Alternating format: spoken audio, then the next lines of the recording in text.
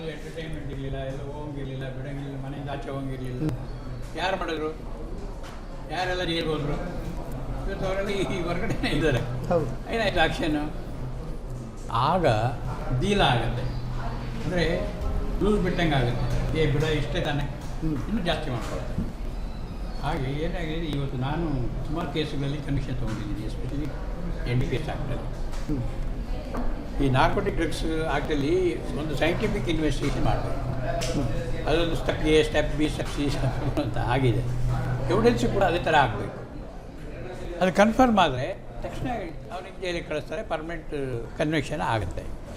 ಇದು ಭಾಳ ತ್ವರಿತಗತಿಯಲ್ಲಿ ತನಿಖೆ ಆಗಬೇಕು. ವಕೀಲರು ಹೇಳ್ತಿದ್ದರು. ಜೊತೆಗೆ ಫಾಲೋ ಅಪ್ ಬೇಕು. ಅವನು ಏನಾದ, ಬೇಲ್ ಮೇಲೆ ಬಂದ, ಬೇಲ್ ಅಪೋಸ್ ಮಾಡಿದ್ರೆ ನಮ್ಮವರು ಏನು ಎತ್ತ ಅಂತ ನೋಡಬೇಕು. ಅಲ್ಲಿ ಕಟ್ಟುನಿಟ್ಟಾದ ಕ್ರಮ ಆಗಬೇಕು. ಅದಕ್ಕೆ ಸಪ್ರೇಟ್ ಸೆಲ್ ಇದೆ, CIDಯಲ್ಲೂ ಇದೆ, ಇಲ್ಲೂ ಇದೆ, ಆಯಾ ಡಿಸ್ಟ್ರಿಕ್ಟಲ್ಲೂ ಕೂಡ ಇದೆ. ಹಾಗಿರುವಾಗ ಆ ಯೂನಿಟ್ಸು ಟೈಟ್ ಆಗಬೇಕು. ಮತ್ತು ಅಲ್ಲಿನ SP ಗಳಾಗಲಿ ಮತ್ತು ಅಡ್ಮಿನಿಸ್ಟ್ರೇಷನ್ ಆಗಲಿ ಅದ್ರ ಬಗ್ಗೆ ಜಾಸ್ತಿ ಒತ್ತು ಕೊಡಬೇಕು. ಇಲ್ಲ ಅಂದರೆ ನಾನು ಆಗಲೇ ಹೇಳಿದಾಗೆ it is one of the modus operandi of the terrorist to weaken the enemies. ಅರ್ಥ ಆಯ್ತಾ? ಈಗ ನೀವು ಹೇಳಿದರೆ ಪಹಲ್ಗಾಮಲ್ಲಿ ಆ ದುಡ್ಡು ಹೋಗ್ತಿತ್ತು 21 kgದು ಕೊಕೇನೋ ಹಿಡಿದು ಹಾಗೆ ಅಂತ. ನಿಜ, ಅವರೇ ತರೋದು, ಈ ಟೆರರಿಸ್ಟೇ ತರೋದು ಇದನ್ನು. ಟೆರರಿಸ್ಟನ್ನ ಅವ್ರ ಹ್ಯಾಂಡ್ಲರ್ಸ್ ಅವ್ರ ಹ್ಯಾಂಡ್ಲರ್ಸ್ ಯಾರು ಇರ್ತಾರಲ್ಲ ಅವ್ರು ಕಳಿಸಿ ಅದರಿಂದ ದುಡ್ಡು ಬರೋದನ್ನು ಈ ವೆಪನ್ ಪರ್ಚೇಸ್ಗೆ, ಇನ್ನೊಂದಕ್ಕೆ ಮತ್ತೊಂದಕ್ಕೆ, ಅಥವಾ ಒಂದು ಆ್ಯಕ್ಷನ್ ಮಾಡಲಿಕ್ಕೆ, ಅಥವಾ ಆ ಥರ ಸಿಕ್ಕಾಕೊಂಡವ್ರಿಗೆ ಅವ್ರನ್ನ ಸಾಕಲಿಕ್ಕೆ ಎಲ್ಲದಕ್ಕೂ ಬಳಸ್ತಾರೆ. ಅಥವಾ ಯಾರಾದರೂ ಪೊಟೆನ್ಷಿಯಲ್ ಆಕ್ಟಿವಿಸ್ಟ್ ಇದ್ದರೆ ಅಪೋಸಿಟ್ ಆಗಿ ಅವ್ರನ್ನ ಸಾಯಿಸಲಿಕ್ಕೆ, ಸಾಯಿಸಿದವ್ರಿಗೆ ಏನು ಲೀಗಲ್ ಏಡು ಇನ್ನೊಂದು ಮತ್ತೊಂದು ಕೊಡಲಿಕ್ಕೆ ಫೈನಾನ್ಸ್ ಯೂಸ್ ಮಾಡ್ತಾರೆ. ಇಲ್ಲ ಅಂದರೆ ನೋಡಿ, ಇದು ಸರ್ವೈವ್ ಆಗೋಕ್ಕೆ ಸಾಧ್ಯ ಇಲ್ಲ. ಯಾಕೆಂದರೆ ಪೋಷಕರಿಲ್ಲದೆ ಇದ್ದರೆ ಯಾವುದೂ ಕೂಡ ಸರ್ವೈವ್ ಆಗಲ್ಲ. ಈಗ ನಾಟಕಗಳೆಲ್ಲ, ಬೀದಿ ನಾಟಕಗಳೆಲ್ಲ ಹೋಯ್ದು, ಯಾಕೆ? ಪೋಷಕರಿಲ್ಲ. ನಮ್ಮ ಎಷ್ಟೋ ಕಲೆ ಹೋಯಿತು, ಪೋಷಕರಿಲ್ಲ. ಇದಕ್ಕೆ ನೋಡಿ ಎಷ್ಟು ಜನ ಇದ್ದಾರೆ ಪೋಷಕರು. ನೋಡಿ, ದುನಿಯಾ ವಿಜಿ ಕಣ್ಣು ಮುಚ್ಕೊಂಡು ಪಾಸ್ ಮಾಡಿಬಿಟ್ರು. ಎಷ್ಟು ಡ್ಯಾಮೇಜ್ ಆಗಿದೆ ಅಂತ ಅವರಿಗೆ ಪರಿಸ್ಥಾಪ ಮಲಗಿದಾಗ ಯೋಚನೆ ಮಾಡಿದ್ರೆ ಅದರ ಫಲಿತಾಂಶ ಗೊತ್ತಾಗ್ಬೋದು. ಒಂದು ನಿಮಿಷ ಯೋಚನೆ ಮಾಡಲಿ ಅವರು. ಯಾರೇ ಇಲ್ಲ, ಅವರೆಲ್ಲ ನಾವು ಕೂಡ you should not be careless. ಯಾವುದಿದು ಡ್ರಗ್ಸ್ ನಾನು ಪಾಸ್ ಮಾಡಿದರೆ ಗೊತ್ತಿಲ್ಲ ಎಲ್ಲಿ ಹೋಗ್ಬೋದು ಅಂತ.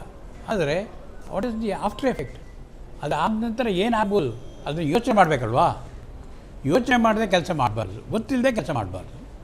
ಯಾಕೆಂದರೆ ಇಟ್ ಇಸ್ ಲೈಕ್ ಏನೋ ನೀವು ಒಂದು ಅಟ್ಮಾಸ್ಫಿಯರಲ್ಲಿ ಒಂದು ಗ್ಯಾಸ್ ಬಿಟ್ಟಾಗೆ ಅದಕ್ಕಾಗತ್ತೆ, ಬಿಟ್ಟ ಮೇಲೆ ಅದು ಹೋಯ್ತು, ವಾತಾವರಣಕ್ಕೆ ಹೋಯ್ತು. ಇದನ್ನು ಸೋಷಿಯಲ್ ಮೀಡಿಯಾನೂ ಇವತ್ತು ಅದೇ ಮಟ್ಟಕ್ಕೆ ಬೆಳೀತಾ ಇದೆ. ಅದಕ್ಕೇನು ಬಾರ್ಡ್ರ್ ಇಲ್ಲ. ಅಲ್ಲಿ ಹೋಗಿ ನಮ್ಮ ಮೈಸೂರು ಕರ್ನಾಟಕ ರಾಜ್ಯದ ಬಾರ್ಡ್ರಲ್ಲಿ ನಿಲ್ಲಬೇಕು, ಈ ಮೀಡಿಯಾ ಎಲ್ಲಿಂದ ಆಚೆ ಹೋಗಿ ಬರ್ತಂತಿದೆಯಾ? ಅದು ಮಾಡಬೇಕು, ದೊಡ್ಡ ಕಷ್ಟದ ಕೆಲಸ. ಆದರೆ ಈಗ ಸೋಷಿಯಲ್ ಮೀಡಿಯಾ ಕೆಲವೆಲ್ಲ ಕಂಟ್ರೋಲ್ ಮಾಡೋಕ್ಕಾಗಲ್ಲ. ಆದ್ದರಿಂದ ಅದನ್ನು ಭಾಳ ಜಾಗರೂಕತೆಯಿಂದ ಬಳಸಬೇಕು.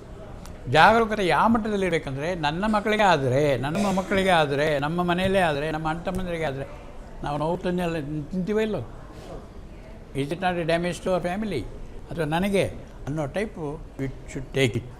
ಯಾಕೆಂದರೆ ಇವತ್ತು ನಾನು ಚೆನ್ನಾಗಿದ್ರೆ ಸಾಕು, ಬೇರೆಯವ್ರನ್ನ ಏನಾದ್ರು ಆಗಲಿ ಅಂತ ಒಂದು ನೀವು ನೋಡಿದ್ರಲ್ಲ, ಬೆಂಗಳೂರಲ್ಲಿ ಕಸ ಹಾಕೋದು ಅದು ಇದು ನೋಡ್ತಾ ಇದ್ವಲ್ಲ ನಾವು. ಕಸ ಹಾಕೋರು ಎಲ್ಲಿ ಬೇಕಾದ್ರೂ ಹಾಕ್ತಾರೆ, ನಮ್ಮ ಮನೆಯಿಂದ ಹಾಕ್ತಾರೆ, ಬಾಗಿಲಲ್ಲಿ ಹಾಕ್ತಾರೆ, ಹೋಗ್ತಾರೆ. ಹಾಗಾದರೆ ಈ ಕಸ ಹಾಕೋರು ಮನಸ್ಥಿತಿ ಆಗಿರುತ್ತೇಳಿ, ನನ್ನ ಮನೆ ರಂಗೋಲಿ ಹಾಕಿದರೆ ಸಾಕು, ಪಕ್ಕದಲ್ಲಿ ಕಸ ಹಾಕ್ಬೋದು ಅಂತ. ಹಾಗಾದರೆ ಡ್ರಗ್ಗಿಗೆ ಬಿಡ್ತಾರೆ ನಾವರು, ಹಾಕ್ತಾರೆ. ಅವನಿಗೆ ಕೈ ಸಿಕ್ಕಿದ್ರೆ ಅಯ್ಯೋ ಇದಕ್ಕಿಷ್ಟು ದುಡ್ಡಿದೆ ಅಂತಪ್ಪ, ಅಲ್ಲಿ ಮಾರ್ಬಿಟ್ಟು ಬರ್ತಿರ್ತಾರೆ ಎಲ್ಲರೂ ಹೋಗಿ ಅಂತ.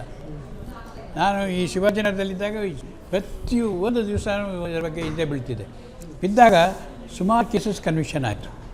ಆಗ ಒಳ್ಳೆ ಜಡ್ಜ್ ಇದ್ದರು ನಮಗೆ, ಡಿಸ್ಟ್ರಿಕ್ಟ್ ಜಡ್ಜ್ ನಾವದ್ಗಿ ಅಂತ.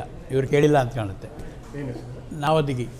ಅವರು ಫಸ್ಟ್ ಟೈಮ್ ನಾನು ಎವಿಡೆನ್ಸ್ ಹೇಳುವಾಗ ಕೆಳಗಡೆ ಇಳಿಸ್ಬಿಟ್ರು, ಇಳಿ ಕೆಳಗಡೆ ಅಂತ. ಆಮೇಲೆ ಹೇಳಿದರು ಅವರು, ಏನು ನಮ್ಮ MOS ಮಾರ್ಕ್ ಮಾಡಿರ್ತೀವಿ, MSS ಮಾಡಿದ್ದೀವಿ, ಆರ್ ದಿ ವಿಟ್ನೆಸಸ್, ಅದನ್ನ ಒಂದು ಸೈಂಟಿಫಿಕ್ಕಾಗಿ ಅವ್ರ ಮುಂದೆ ಹೇಳಬೇಕು. ಅಷ್ಟು ಹೇಳಿದ್ರೆ ಕನ್ವಿಕ್ಷನ್ ಗ್ಯಾರಂಟಿ. ಹೇಳಿದ್ದು ನೆಕ್ಸ್ಟ್ ಟೈಮ್ ನಾನು ಆ ಥರ ಪ್ರಿಪೇರ್ ಆಗಿ ಹೋಗಿ ಹೇಳಿದೆ, ಕನ್ವಿಕ್ಷನ್ ಕೊಟ್ಟರು. ಒಂದಲ್ಲ, ಆಮೇಲೆ ನನಗೆ ಖುಷಿ ಬಂತು. ಒಂದಾಗಿದ್ರೆ ಆಗಲ್ಲ, 2 3 ಹಿಂದೆ ಜಾಡಿಸಿದೆ. ಅದು ಸೋಸು ಇರಿದ್ವಿ. ಹಾಗಾಗಿ ಶಿವಾಜಿನಗರದಲ್ಲಿ ಮಾರಾಟ ಕಮ್ಮಿ ಆಯಿತು. ಹೆದರಿಕೆ ಬಂತು ಪೊಲೀಸರು ಕಂಡ್ರೆ. ಈಗ ಮಾಡಿದರೆ ಪ್ರತಿಯೊಂದು ಪೊಲೀಸ್ ಸ್ಟೇಷನಲ್ಲೂ ಹಾಗೆ ಮಾಡಿದರೆ ಎಲ್ಲಿರ್ತದದು? ಅದೇ ರೀತಿ ಒಂದು ರಾಜ್ಯದಲ್ಲಿ ಮಾಡಿದರೆ ರಾಜ್ಯದ ಪೊಲೀಸ್ಗಿರಿ ಉಸ್ತುವಾರಿ ತಗೊಂಡವರು ಈ ಒಂದು ಬಗ್ಗೆ ಹೆಚ್ಚಿನ ಒಂದು ಮಹತ್ವದಂಥ ಒಂದು ಆಸಕ್ತಿ ವಹಿಸಿದರೆ ನಿಜ ಇದು ಹೋಗ್ಬೇಕು, ನಿರ್ನಾಮ ಆಗಬೇಕು, ಬೇರೆ ಸಮೇತ ಕಿತ್ತಾಕಬೇಕು. ಈಗೇನು ಆದಿಬೀದಿಯಲ್ಲಿ ಓಡಾಡ್ತಾರೆ ನಮ್ಮ ಎನಿಮಿ, ಅಲ್ಲೆಲ್ಲ ಕೂಗ್ತಾನೆ ಪಾಕಿಸ್ತಾನದಲ್ಲಿ ಅಂತೆಲ್ಲ ಪ್ರಶ್ನೆ. ಇಲ್ಲಿ ಇರೋರನ್ನ ಅರ್ಧ ಮಾಡಬೇಕು, ಇಲ್ಲಿ ಇರೋರನ್ನ ತೆಗಿಬೇಕು. ನಮ್ಮವರು ಇರ್ಬೋದು, ಯಾರು ಅವ್ರಿಗೆ ಜಾತಿ ಇಲ್ಲ, ಧರ್ಮ ಇಲ್ಲ, ಇದು ಕೆಟ್ಟವರು. ಇದು ಭಾಳ, ಯಾಕೆಂದರೆ ಈ ಮನುಷ್ಯನ ಮೇಲೆ ಮನುಷ್ಯ ಪ್ರಭಾವ ಬೀರುವಂಥ ಕೆಲಸ ಇದು, ಬೇಕಂತಲೇ ಕೆಡಿಸುವಂಥ ಕೆಲಸನೇ ಇದು. ಏನೋ ಡಾಕ್ಟ್ರು ಟ್ರೀಟ್ಮೆಂಟ್ ಮಾಡುವಾಗ ಸ್ವಲ್ಪ ಹೆಚ್ಚು ಕಮ್ಮಿ ಆದರೆ 1000 ಜನ ಸೇರ್ತಾರೆ, ಇಂಥದಕ್ಕೆ ಯಾಕೆ ಸರಿ ಮಾಡೋದಿಲ್ಲ? ಇದು ಆಗಬೇಕು. ಈಗ ಪದ್ಮಾಕ್ಷಿ ಇತ್ತೀಚೆಗೆ ನಾವು ನೋಡ್ತಾ ಇರೋದಂದರೆ ತುಂಬ ಪ್ರಭಾವಕ್ಕೊಳಗಾಗ್ತಾ ಇದ್ದಾರೆ ಮಕ್ಕಳು ಕೂಡ, ಸಣ್ಣ ಸಣ್ಣ ಮಕ್ಕಳು ಕೂಡ ತುಂಬ ಪ್ರಭಾವಕ್ಕೊಳಗಾಗ್ತಾ ಇದ್ದಾರೆ, ಗೊತ್ತಿರೋರು ಕೂಡ ಪ್ರಭಾವಕ್ಕೊಳಗಾಗ್ತಾ ಇದ್ದಾರೆ. ಈ ಅಡಿಕ್ಷನ್ನಿಂದ ಹೊರಗಡೆ ತರೋದು ಹೇಗೆ? ಸೋಷಿಯಲ್ ಮೀಡಿಯಾನೂ ಆಗಿರ್ಬೋದು, ಜೊತೆಗೆ ಈ ಡ್ರಗ್ ಅಡಿಕ್ಷನ್ನು ಆಗಿರ್ಬೋದು. ಸೋಷಿಯಲ್ ಮೀಡಿಯಾ ಅಡಿಕ್ಷನ್ಗೆ ಮೊದಲನೇದಾಗಿ ಫ್ರೀ ಕೊಡೋದನ್ನು ನಿಲ್ಲಿಸ್ರಿ. ಫುಲ್ಲು 24 ಅವರ್ಸಲ್ಲಿ ಎಷ್ಟು ನೋಡಿದ್ರು ಫ್ರೀ ಅನ್ನೋದನ್ನ ನಿಲ್ಲಿಸಿದ್ರೆ ಅರ್ಧಕ್ಕರ್ಧ ಪ್ರಾಬ್ಲಮ್ ಸಾಲ್ವ್ ಆಗುತ್ತೆ. ರಾತ್ರಿ 11 ಗಂಟೆ ಆದಮೇಲೆ 1 ಅವರ್ ಇಷ್ಟು ಅಂತ ಹಾಕಿ, ಎಷ್ಟೋ ಜನ ನೋಡೋದ್ರ ಬದಲು ಸುಮ್ಮನೆ ಮಲ್ಕೊತಾರೆ. ನಮ್ಮ ಹತ್ರ ಬಂದು ನಾನು ನಿದ್ದೆನೇ ಬರ್ತಿಲ್ಲ ಅಂತ ಕಂಪ್ಲೇಂಟ್ ಮಾಡೋದ್ರ ಬದಲು ಸುಮ್ಮನೆ ಮಲ್ಕೋತಾರೆ. ಅರ್ಧಕ್ಕರ್ಧ ಪ್ರಾಬ್ಲಮ್ ಫ್ರೀಯಾಗಿ ಯಾವಾಗ ಸಿಗುತ್ತೆ, everybody wants to enjoy, let them pay. ಅಪ್ಪ ನಾನು ಜಾಸ್ತಿ ಸೋಷಿಯಲ್ ಮೀಡಿಯಾದಲ್ಲಿ ಎಂಜಾಯ್ ಮಾಡಬೇಕು, ನೆಟ್ ಹಾಕ್ಸೋದ್ರೆ ಚೆನ್ನಾಗಿ ಬೈತಾರೆ, ಆಗಲ್ಲ ಅವೆಲ್ಲ ಅಂತೇಳಿ. ಸೊ ಅಲ್ಲಿಂದ ಸ್ಟಾರ್ಟ್ ಮಾಡಬೇಕು, ಬೇರೆಯನ್ನ ನಾವು ಅಲ್ಲಿಂದ ಕಿತ್ತಾಕ್ಬೇಕು. ಬೇರೆ ಎಲ್ಲೋ ಅವ್ರು ಯಾರೋ 10 ಜನ ಸಿಕ್ಕಾಕೊಂಡವ್ರನ್ನ ಹಾಕಿದ್ರೆ ಅವರಿಂದ ಒಂಥರ ಭಸ್ಮಾಸುರ ಥರ ಇನ್ನೊಂದು 10 ಜನ ಬಂದಿರ್ತಾರೆ. ಅದ್ರ ಬದಲು ಇವರು ಸೋಷಿಯಲ್ ಮೀಡಿಯಾದಲ್ಲಿ ಸ್ಪ್ರೆಡ್ ಇಂಥ ಇದು ಈ ಅನ್ವಾಂಟೆಡ್ ವಸ್ತು ಏನು ಹೇಳ್ತವ್ರು ಸರ್, ಆನ್ಲೈನಲ್ಲಿ ಮನೆ ಡೆಲಿವರಿ ಆಗುತ್ತೆ ಅಂತಂದರೆ ಅದ್ರ ಮೇಲೆ ಡೈ ಮಾಡಿ first put a tab on that. ಅಷ್ಟು ಸುಲಭವಾಗಿ ಸಿಗಂಗಿಲ್ಲ. ಆಮೇಲೆ ಆನ್ಲೈನಲ್ಲಿ ಏನೇನು ಸಿಗುತ್ತೆ, ಮನೆಗೆ ಏನೇನು ತರಿಸ್ಕೋತಾರೆ, ಯಾರ್ಯಾರು ಇಂಥದ್ದು ಏನೇನೋ ತರಿಸ್ಕೋತಾರೆ ಅಂತೆಲ್ಲ ಈ ಅದ್ಭುತವಾದಂಥ ಪೊಲೀಸ್ ಆಫೀಸರ್ಸ್ ಇದ್ದಾರೆ, ಅದ್ರ ಇನ್ವೆಸ್ಟಿಗೇಷನ್ ಮಾಡಿ ಅಲ್ಲಿಗೆ ನಿಲ್ಲಿಸೋದು ಬೆಟರ್ ಅನ್ಸುತ್ತೆ. ಯಾವಾಗ ಯಾವುದೇ ವಸ್ತು ಸುಲಭವಾಗಿ ಸಿಗಲ್ವೋ ಆವಾಗ ಈ ಥರದೆಲ್ಲ ಆಗೋದು ತುಂಬ ನಿಲ್ಲುತ್ತೆ. ಈಗ ನೆಕ್ಸ್ಟು ಸೆಲೆಬ್ರಿಟೀಸ್ ಆಗಲಿ ಇನ್ಫ್ಲೂಯೆನ್ಸರ್ಸ್ ಏನಂತ ಕರ್ಕೊತಾರೆ ಅವ್ರನ್ನೆಲ್ಲ, ಈ ಅನಾವಶ್ಯಕ ವಿಚಾರವನ್ನು ಸ್ಪ್ರೆಡ್ ಮಾಡೋಕ್ಕೂ ಮುಂಚೆ ಅವರು ಬರ್ಸ್ಕೊಳ್ಳಿ ಎಲ್ಲ, ನಾನು ನೆಕ್ಸ್ಟ್ ಯಾವುದೇ ನಾನ್ಸೆನ್ಸ್ ಏನಾದ್ರು ಸ್ಪ್ರೆಡ್ ಮಾಡಿದ್ರೆ ನಾವು ರೆಸ್ಪಾನ್ಸಿಬಿಲಿಟಿ ತೊಗೊತೀವಿ ಅಂತೇಳಿ. ಅರ್ಧಕ್ಕರ್ಧ ಜನ ಆಮೇಲೆ ಪೋಸ್ಟ್ಗಳು ಹಾಕೋದನ್ನು ನಿಲ್ಲಿಸ್ಬಿಡ್ತಾರೆ ಬೇಡದವೆಲ್ಲ. ನಾನು so probably these things we do, it's easy to control all those things. ಶಾಲೆಯಲ್ಲಿ ಹೇಳಿ, ಸುಲಭವಾಗಿ ಸಿಕ್ಕಿದ ತಕ್ಷಣ don't use it and don't spread every message. ನೀವು ಅದನ್ನೇ ಯಾವುದೋ ದೇವ್ರ ನಮ್ಮ ಹಾಕಿ ಕಳಿಸಿ, ಅದು ಮೋಸ್ಟ್ ಪ್ರಾಬ್ಲಿ ಶುರುವಾಗಿರೋ ಜಾಗದಲ್ಲಿ ನಿಂತೋಗಿರುತ್ತೆ, ಯಾರು ಕಳಿಸೇ ಇರಲ್ಲ. ಸೊ ಹಾಗಾಗಿ if you give them the right information. ಈಗ ಎಷ್ಟೋ ಜನಕ್ಕೆ ಇಂಥ ಡ್ರಗ್ಸ್ ಬಗ್ಗೆ ಗೊತ್ತೇ ಇರಲಿಲ್ಲ, ಈಗ ಮೀಡಿಯಾಯಿಂದ ಅವ್ರು ಹಾಕಿರೋದ್ರಿಂದ ಮಗದೊಂದು ಭಾಳಷ್ಟು ಜನಕ್ಕೆ ಗೊತ್ತಾಗ್ತಾ ಹೋಗುತ್ತೆ. ಸೊ ನೀವು ಶೇರೇ ಮಾಡೋದು ಬೇಡ ಇಂಥವು. Whom are you trying to educate by doing this unwanted things ಅನ್ನೋದು ನಮ್ಮ ಒಂದು ಪ್ರಶ್ನೆ. ನನ್ನ ಒಂದಲ್ಲ, ಭಾಳಷ್ಟು ಕೆಲವು ಜನ ಕೇಳೋದು, ಅವ್ರು ಯಾಕೆ ಹೇಳೋಕಿದ್ರು.